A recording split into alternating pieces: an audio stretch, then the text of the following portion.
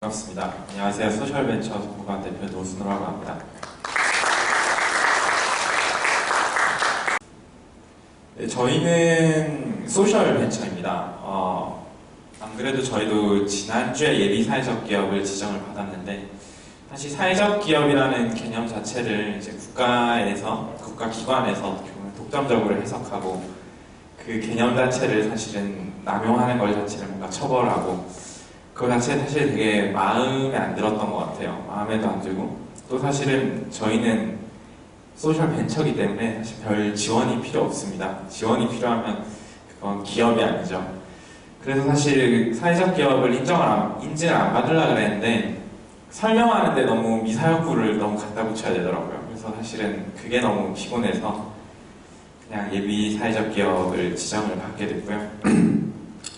저희가 하고 있는 일은 발달장애인 분들을 위한 사업을 하고 있습니다. 근데 뭐 요즘에 소셜벤처 하면 되게 착하다고들 생각을 하시는데, 저는 약간 생각이 다릅니다. 뭐 소셜벤처는 착한 사람이 하고 그럼 일반 벤처는 나쁜 사람들이 하나요? 그건 아닌 것 같고요. 시장을 뭐 소셜벤처든 일반 벤처든 시장을 봐야죠. 근데 그 시장을 보는 데 있어서 좀 약간의 시선의 차이라고 봅니다. 일반 벤처 같은 경우는 말 그대로 시장에서 기회를 확인을 했다면, 소셜 벤처 같은 경우는 시장에서 있는 일반 사회적 문제, 그 사회적 문제의 해결에 초점을 포커스를 맞추고, 그 당사자들이 정말로 이 서비스나 제품을 필요로 하면 그건 소셜 벤처든지 일반 벤처든지 어느든지 가치가 있다고 생각을 하고요. 그런 기업들만이 요즘에는 살아남을 수 있다고 보기 때문에, 이제 장차 제 생각은 앞으로는 일반 벤처와 소셜 벤처의 차이도 없어질 거라고 봅니다. 그래서 저희는 아까 말씀드린 것처럼 발달장애인분들을 위한 사업을 하는데, 발달장애인들에 대한 개념에 대해서 많이 오용하시는 분들이 계십니다. 얼마 전 개봉했던 이런 7번방의 선물에 나왔던 예승의 아빠 용구씨가 사실 지적장애인 분이시고요. 또 다들 잘 아시는 마라톤에 나왔던 초원이가 자폐성 장애를 가지고 있습니다. 우리는 이 두 장애군을 통칭해서 발달장애인이라고 부르고 있습니다. 대부분 사실 발달장애인분들에 대해서 모르는 건 상관이 없어요. 뭐 모를 수 있죠. 어떻게 다 알겠습니까? 근데 이 잘못 알고 있는 게 사실 문제입니다. 그래서 되게 위험하다고도 생각을 하고, 또 언론에서도 되게 자극적인 요소들만 건드려서 발달장애인이 아동을 뭐 어떻게 했다더라, 이런 이슈들이 많이 나오는데, 제가 묻고 싶은 건, 그럼 비장애인들 중에는 사이코패스 없나요? 그거는 비율에 따라서 그런 사람들은 다 있기 마련이지. 그러니까 그 대상을 바라볼 때 그 그룹의 특성을 바라봐야 되지, 일부 1%의 정말 그 흠집을 잡아서 마치 그것의 일반화인 것 마냥 하는 것 자체가 좀 문제인 것 같고요. 네, 저희는 이렇게 4명의 구성원으로 현재 구성이 되어 있고, 네, 저희 구성원들인데요. 저희가 이 일을 하면서 가장 많이 받는 질문이 한 2가지 있습니다. 첫 번째가 이 일을 도대체 왜 하냐라는 이야기를 많이 들어요. 왜 하겠습니까? 뭐 당연한 거 아닐까요? 이거 자신 있으니까 하는 거죠. 저희는 이 일을 잘할 수 있기 때문에 하는 거고요. 2번째로 받는 질문이, 너네 혹시 그 동생이 발달장애인이냐라는 얘기를 되게 많이 들어요. 사실 사돈팔촌 중에도 발달장애를 가진 분들은 없었습니다. 그럼 전공이 사회복지냐라는 얘기를 많이 묻습니다. 사실 그것도 아니에요. 요즘 그렇잖아요. 전공과 관련 없이 내가 이걸 잘할 수 있겠다 싶으면 할 수 있는 거니까. 그래서 초기에 진정성에 관련된 질문을 되게 많이 받았던 것 같습니다. 이 일을 하게 된 그래서 계기를 조금 설명을 드리면, 대학 생활에 대한 되게 로망이 있었던 것 같아요. 특히나 거제 같은 총구석에서 살다 보니까 서울에 대한 로망이 되게 있었습니다. 특히 서울에 대한 로망이라기보다는 대학생에 대한 환상이 있었던 것 같아요. 대학생이 되면은 마치 내가 세상에 뭔가 변화를 줄 수 있는, 그러니까 쉽게 말해서 많이들 표현하는 이노베이터가 될 수도 있고 체인지 메이커가 될 수도 있고, 그런 표현을 되게 좋아했던 것 같아요. 그래서 이런 동아리 활동을 하는 생각도 되게 많이 해보고, 연애도 사실 하고 싶었고요. 그리고 하지만 현실은 또 이렇게 되죠. 이렇게 술을 많이 먹게 되고, 근데 막상 가니까 그렇지 않더라고요. 그러니까 제가 생각했었던 거와 달리 학교에 가니까 저 같은 경우는 전공이 법학인데 좀 고학번 선배들은 고시 공부를 한다고 막 그러고 있고 저학번들은 놀기 바쁘더라고요. 아, 나 나중에 시험 치면 된다. 마치 그거를 자기의 미래를 보장한 것 마냥 그 친구 아직도 공부하고 있더라고요. 그러니까 여튼 생각과 너무 달랐어요. 그러니까 뭐 아무것도 하는 것도 없이 그냥 수업 끝나면 이렇게 술 먹으러 가기 바쁘고 좀 능력 있는 친구는 여자친구 만나고 막 그랬던 것 같은데 저는 능력도 없었기 때문에 군대를 갔습니다. 이제 군대를 가게 됐는데 제가 군대를 갔는데 카메라가 되게 많이 따라왔어요. 따라왔는데 저는 아무 생각 없이 그냥 군대에 입대를 했는데 여기 앞에 있는 잘생긴 분이 입대를 하셨어요. 그날 같이 여기 있는 이 친구가 저인데요. 그리고 여기 뒤에 있는 친구가 저랑 동반 입대한 친구고 여기 뒤에 있는 3명이서 동반 입대를 했어요. 근데 저희가 동반 입대한 걸 기념을 해가지고 이렇게 막 영상을 찍어주시더라고요. 그렇게 입대를 하게 됐습니다. 이제 군대 입대를 하게 되고 네, 저고요. 백령도에서 군 생활을 했어요. 근데 지금과 다르게 되게 슬림한데 지금 살이 되게 많이 쪘죠. 사업을 시작하면서 급격하게 살이 불기 시작했는데 군 생활을 하는데 되게 재밌는 현상을 봤어요. 특히나 저 백령도에서 군 생활을 하다 보니까 계속 바라를 맞대고 2명에서 이제 근무를 쓰는 일을 주로 많이 했는데 할 일이 없잖아요. 그러니까 이제 옆에 있는 사람이랑 이야기를 하는데 할 얘기가 없는 거예요. 제가 뭐 하고 왔냐? 이제 물어보고요. 저는 뭐 그냥 대학 다니다가 또 안 된다 하는데 얘기를 되게 많이 하는 분들이 보니까 대부분 뭐 동아리 활동이랄지 뭐 대외 활동 같은 걸 꼭 하나씩 했더라고요. 그때 그래서 이제 마음을 다시 잡게 된 게 내가 생각했던 걸 나 혼자 하려고 했으니까 안 됐던 거지 나랑 비슷한 생각을 가진 그런 그룹이 있다면 그 그룹을 찾아간다면 내가 충분히 할 수 있지 않을까 라는 생각을 하고 전역을 했습니다. 전역을 하자마자 아시는 분도 계시겠지만 이넥터스라는 사회적 기업 활동을 하는 동아리에 들어가게 됐어요. 이제 그 동아리에 들어가게 됐고 그곳에서 사실은 처음에 도시농업에 되게 관심이 있고 호기심이 많은 친구들이 이제 모이게 됐습니다. 한 5명 정도가 모여서 우리가 이걸로 세상을 바꿀 수 있는 아이디어가 뭐가 있을까 이제 이런 고민을 하게 됐습니다. 이제 그래서 당시 서울에 있는 농사를 짓는다는 사람들을 다 만나고 다녔어요. 흔히 좀 농사 좀 깨나 짓는다는 사람들 다 만나고 다녔더니 왜 서울에서 농사를 짓냐라고 물었더니 딱 3가지 답이 나오더라고요. 첫 번째가 환경운동을 하겠다는 분들이 계세요. 여기서 서울 한복판에서 농사를 지음으로써 내가 몸소 환경운동을 하겠다. 2번째가 자급자족을 하시겠대요. 평생 농사져도 자급자족 안 될 것 같은데 그걸 자급자족 하시겠다라는 분이 그 믿음을 가지신 분이 계시고 3번째가 제일 인상 깊었는데 공동체를 복원하시겠대요. 농사를 통해서. 농사를 통해서 공동체를 어떻게 복원시키냐 물었더니 문화가 영어로 컬처잖아요. 컬처의 어원이 경작하다, 컬티베이트에서 왔대요. 그러니까 농사가 사실상 문화의 근본이 됐다는 이야기를 하시면서 농사를 통해 가지고 공동체를 복원을 시키겠대요. 그래서 그 말에 되게 인상을 받아서 그럼 우리는 공동체에서 소외된 대상이 누가 있을까? 그 사람이랑 농사랑 같이 적어야지. 그래서 사실은 발달장애인분들을 우연히 텃밭에서 만나 뵙게 됐어요. 그래서 이분들이랑 농사를 져야지 해서 발달장애인에 대해서 검색을 하고 공부를 하기 시작했습니다. 사실 이게 시작이자 오류의 시작이었는데요. 제가 이렇게 잘못된 길에 들이대긴 첫 스타트가 됐는데 검색을 해보니까 발달장애인분들에게 힘든 게 일자리래요. 일자리가 없다고 얘네가 일자리만 있으면 모든 일이 다 해결될 것처럼 얘기를 해요. 언론에서나 뭐 어디든 그 사회에서나 뭐 그 사회적 문제다. 얘네들 사회적 문제다. 일자리만 주면 해결이 된다. 그럼 뭐 청년들도 일자리가 없는데 지금 뭐 여튼 그래서 목표가 발달장애인분들을 도시농부로 육성시키는 게 저희의 1차적인 목표였습니다. 그래서 강동구에서 처음 5명의 발달장애인분들을 모집을 해서 텃밭을 가꾸는 걸 가르치기 시작했어요. 농사를 짓기도 하고 이렇게 뭔가 물건을 나가서 팔기도 하고 여러 가지 시도들을 해봤는데 되게 재밌었던 게 기대했던 농업에는 1년이 딱 지났는데 농업에는 재미있어 하는 친구가 단 한 명도 없어요. 뭐 농사 짓기 싫어하고 흙밟기 싫어하고 그러는데 되게 재미있는 현상이 여기 텃밭에 나오는 걸 너무 즐기는 거예요. 친구들이. 아니, 농사가 재미없으면 여기 안 나와야 되는데 이제 부모님의 말씀을 빌려보면 마치 소풍을 기다리는 심정으로 이날을 기다린다는 거예요. 여기 오는 거를.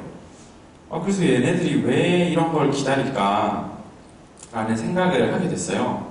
그리고 제가 질문을 하나 해봤습니다. 발달장애인 친구분들한테.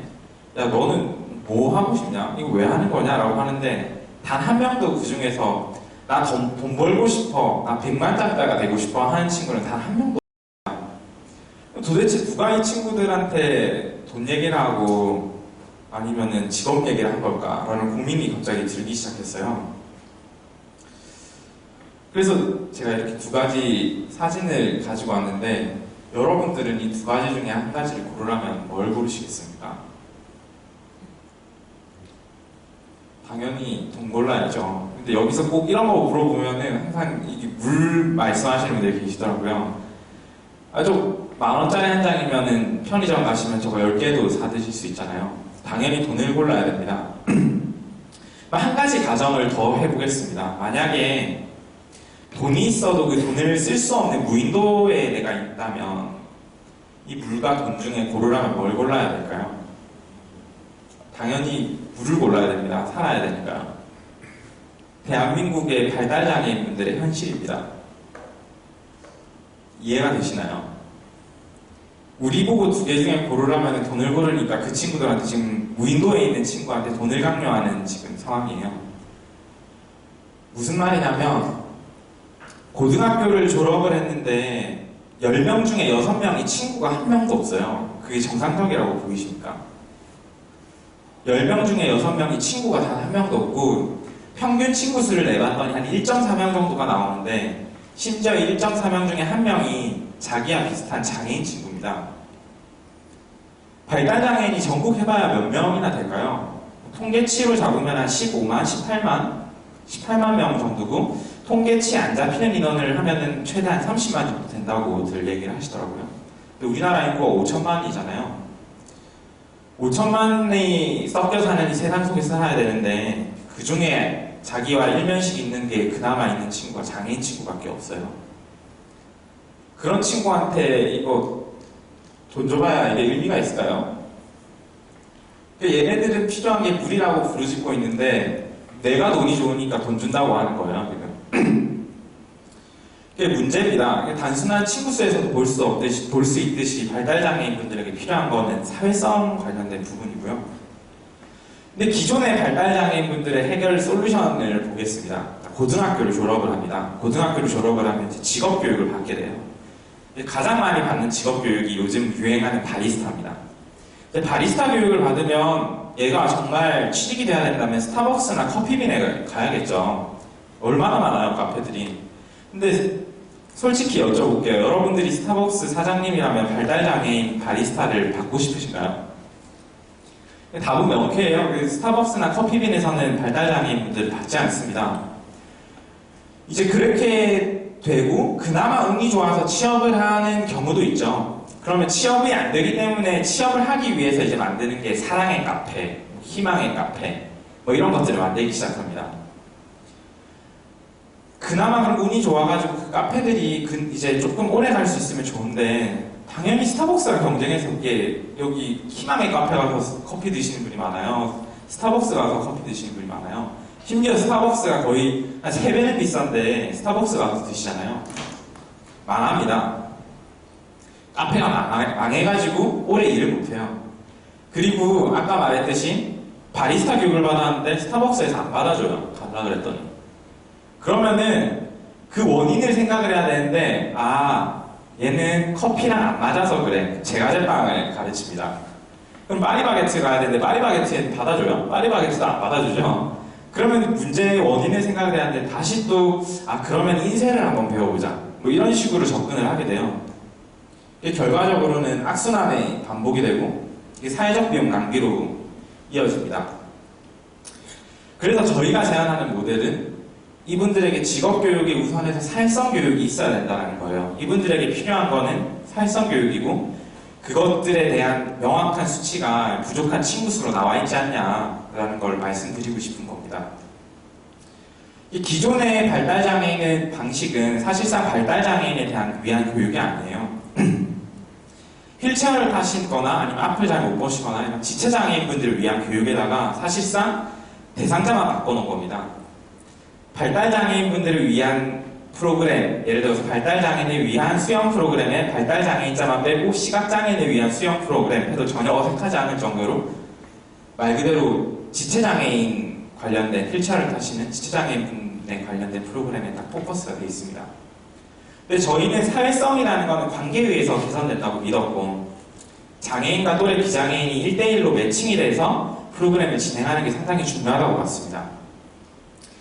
그렇게 해서 지금 현재 한 17개 정도 되는 텃밭에서 한 100여 명의 발달장애인분들이 현재 저희 프로그램에 참여를 하고 계십니다. 네, 저희는 그래서 그렇게 생각해요. 내가 친구를 사귀는데 예를 들어서 영화를 보러 가는데 과연 심리학 전공을 하신 50대 교수님과 보러 가는 게 재밌을지 아니면 나와 같은 관심사를 공유하는 또래랑 갔을 때 그 영화가 재밌을지 정답은 명쾌한 거거든요. 발달장애인분들에게 필요한 건 더 이상 선생님이 아니라 친구라고 생각을 했습니다. 그리고 그 당사자들의 목소리에 귀 기울여 보면 그들이 필요한 건 물론 직업 필요합니다. 직업 필요하지만 그것들을 우선해서 친구가 필요하다고 생각을 했습니다. 그것을 저희는 이런 텃밭을 활용한 프로그램을 통해 진행을 하고 있고요. 제일 중요시한 게 사실 텃밭을 구할 때 이제 지리적인 근접성을 봤습니다. 어찌됐던 간에 쉽게 편하게 갈 수 있어야 되기 때문에 지하철역에서 걸어서 5분 거리를 사실은 원칙으로 하고 있고요. 그래서 되게 재밌는 공간들이 많아요. 궁궐 안에 있는 텃밭도 있고 옥상 텃밭도 있고 여기 같은 경우는 공시지가로 땅이 1조 원에 육박하는 그 제2롯데월드 바로 앞에 잠실역 앞에 있는 텃밭도 있습니다. 그리고 저희 역시도 이런 텃밭 공간을 조성하기 위해서 지자체나 여러 기업들과 협업을 하기도 하지만 그게 불가피하게 힘들 경우에는 크라우드 펀딩 같은 모델을 활용해서 직접 텃밭을 조성을 하기도 합니다. 이게 개발적인 모델인데요. 그러니까 쉽게 말씀드리면 이런 겁니다. 강동 지역의 발달 장애인분들이 참가를 원하시는 분이 10분이 있다라고 가정을 한다면 그 10명을 대상으로 저희가 사전 인터뷰를 진행을 하고 그들이 좋아하는 관심사 또는 그들의 연령대, 장애 수준에 맞추어서 같은 관심사나 그 같은 연령대의 또래 비장애인분들 뽑아서 1대1로 매칭을 시키는 방식입니다. 그렇게 해서 구성된 커뮤니티가 한 지역의 텃밭을 연간 단위로 가꾸면서 사회성을 키워나가는 프로그램이 되겠습니다. 그리고 이 텃밭에서 가꾼 채소들을 활용을 해서 어떤 걸 할 수 있을까 고민을 하다가 최근에 지금 안 그래도 지금 비누 패키지가 이제 곧 바뀔 예정인데 비누 제품을 사실은 생각을 했어요. 이 비누 제품을 만들게 된 계기가 저희가 비누를 만들고 싶어서 사실 만들게 됐던 건 아니고 참가하는 발달장애인분들 어머님들이 사실 이 비누 만드는 일을 하고 계셨어요. 이걸 너무 못 팔고 계시더라고요. 뭐 그렇다고 해서 저희가 잘 판 건 아니고요. 그래서 이제 생각해낸 게 우리가 주로 가꾸는 채소들이 역채류나 허브류 작물들을 가꾸는데 이런 채소들의 좀 약점이 보관이 안 됩니다. 금방 무르기 때문에 보관이 안 되고 먹어버려야 되는데 이 친구들한테 가져가서 먹어 하면 3주 정도는 신나서 막 가져갑니다. 근데 이제 한 4주차 되면 집에도 그만 가져오라 그러거든요. 너무 많다고. 그래서 그 남은 채소들을 저희가 말려서 분말화 해가지고 만든 제품입니다. 제품명은 가꿈이고요. 텃밭을 가꾸다, 당신의 마음을 가꾸다, 그리고 당신의 얼굴을 가꾸다 라는 의미에서 가꿈이라는 제품명을 가지고 있고 지금 현재는 저희가 가꾼 케일과 상추와 그리고 바질로 만든 친환경 비누를 만들어서 이제 판매를 하고 있습니다. 저희 프로그램에 1년간 이제 비교를 해봤습니다. 전과후를 비교를 해봤더니 약 1.4명 정도에 불과했던 친구 수가 한 3.9명으로 증가하는 효과를 가져왔습니다. 이걸 되게 사소하게 생각하시는 분들이 계실 것 같아요. 근데 발달장애인분들에게는 이게 삶의 변화로 이어졌습니다. 제가 재밌는 가슴 따뜻한 얘기를 하나 들려드릴게요. 여기 나와 있는 친구가 저랑 동갑내기 친구입니다. 동갑내기 친구였는데 이 친구는 저랑 텃밭을 7개월 가꿀 때까지 저를 계속 선생님이라고 불렀어요. 선생님, 뭐만 하면 선생님이라는 거예요, 저보고. 근데 저희는 선생님이라는 호칭을 안 쓰거든요. 친구인데 선생님이 어디 있어요? 그러니까 수평적인 관계를 유지하기 때문에 그런 말을 안 쓰게 하는데 계속 선생님 하는 거예요. 그래서 그 부모님한테 한번 여쭤봤어요. 어머님한테. 어머님 친구가 저한테 계속 선생님이라고 하는데 왜 저한테 선생님이라고 하냐라고 물었더니 그 어머님이 하신 말씀이 아니 얘가 26년간 살면서 비장애인을 선생님으로밖에 안 만나봤는데 네가 선생님이 친구겠냐는 거예요. 되게 충격이었죠. 저도 그렇네 생각이 드는 거예요. 우리도 그냥 나이 많은 사람들 보면 아저씨 하다가 이제 좀 젊은 아저씨 만나면 욕 먹고 그러잖아요. 내가 왜 아저씨냐고. 그러는데 이 말을 듣는데 되게 좀 충격적으로 다가왔어요. 이 친구가 지금까지 살아왔던 삶이 어떤 삶일까라는 고민을 하게 됐습니다. 자기 주변에 있는 사람이 다 선생님이라고 느껴진다면 얼마나 스트레스를 받고 살았을까. 이분이 지금까지 다닌 직장을 3개월 이상을 다닌 직장에 한 군데도 없어요. 그게 이해가 되지 않나요? 거기 있는 사람이 다 선생님이면 한마디 해도 선생님이 하는 잔소리라고 느껴지면 얼마나 힘들까. 근데 이 친구가 7개월이 지났는데 저한테 순호야 라고 이름을 부르더라고요. 근데 되게 재밌는 거는 이제 그 자리에 제가 없어도 다른 사람이 와도 그 사람한테 선생님이라고 안 하거든요. 지금 돈가스 가게에서 서빙을 하는 일을 13개월째 하고 있습니다. 그러니까 한 친구의 삶이 바뀐 거죠. 이 두 친구도 같은 옆에 텃밭을 바꾸는 발달장애 또래 친구예요. 이 두 친구도 서로 마주보고 인사를 하는데 4개월의 시간이 필요했습니다. 그리고 이 옆에 있는 친구는 부모님이 저한테 어느 날 그런 말씀을 하시더라고요. 순호 씨는 우리 애를 얼마나 기억할 거냐라는 얘기를 하더라고요. 그래서 저는 뭐 그렇게 얘기를 했죠. 저 계속 기억나죠. 어떻게 까먹겠냐고 했더니 순호 씨도 이제 결혼하시고 취직하면은 우리의 생각이 나겠냐고 살기 바쁠 텐데 그래서 뭐 그럴 수도 있겠네요. 이렇게 얘기를 했더니 그 어머님이 저한테 그러더라고요. 우리 애는 순호 씨를 평생 기억할 거라는 거예요. 그래서 나는 까먹는데 그럼 왜 얘는 평생 기억할 거냐고 물었더니 그 어머님이 하신 말씀이 당신 같으면은 친한 친구라고 할 수 있는 애가 머릿속에 한 명 있는데 그 한 명을 까먹겠냐는 거예요. 그 얼굴을. 관 속에 들어가는 그 순간까지 기억할 거라는 거예요. 그 부모님이랑 가족 식구랑 거기에 네 얼굴까지 기억할 거다. 지금까지 친구라는 걸 만나본 적이 없는데 얘가 어떻게 네 얼굴을 까먹겠냐는 얘기를 하더라고요. 그래서 이게 사실 아까 앞서 말씀드렸던 저희가 창업을 하게 된 계기입니다. 정말 필요하다고 느꼈어요. 사실 만약에 그때 조그만 산수 능력이 있어가지고 계산기를 조금만 더 잘 두드렸으면 아마 안 했을지도 몰라요. 시작 자체를 안 했을지도 모르는데 계산기를 두드리기 전에 마음이 먼저 섰던 것 같아요. 이게 필요로 하는 사람이 분명히 있구나. 그렇게 강동 지역에서 처음 시작을 했는데 1년이 딱 지나니까 다른 주변 자치구에서 5군데에서 연락이 와요. 우리 지역에도 텃밭이 있고 우리 지역에도 친구가 필요한 자녀들이 있다. 우리 지역에 와서도 텃밭을 가꾸어 주세요 라는 이야기를 하더라고요. 그때 이게 정말 필요로 한 일이구나. 근데 물론 제가 정말 탁월한 기업가였다면 그때 시장 분석에 들어갔어야죠. 그럼 발달장애인이 몇 명이나 있지? 이것들을 비용을 얼마를 받았을 때 과연 이게 내가 지속 가능할 수 있을까? 그 능력은 많이 부족했던 것 같아요. 그래서 지금도 많이 애를 먹고 있는데 너무나도 필요한 영역이라고 생각을 했고 그래서 이거를 지금까지 하게 됐습니다. 네, 이렇게 재미없는 이야기를 긴히 들어주셔서 너무나도 감사드리고요. 또 구체적인 저희 이야기는 동부밭을 검색을 해주시면 관련 기사와 그리고 저희 홈페이지에 들어오셔서 혹시나 다음 주에 안 그래도 리뉴얼이 될 계획입니다. 혹시 비누가 궁금하시면 비누도 구매하실 수 있으니까 관심 많이 가져주시면 감사하겠습니다. 감사합니다.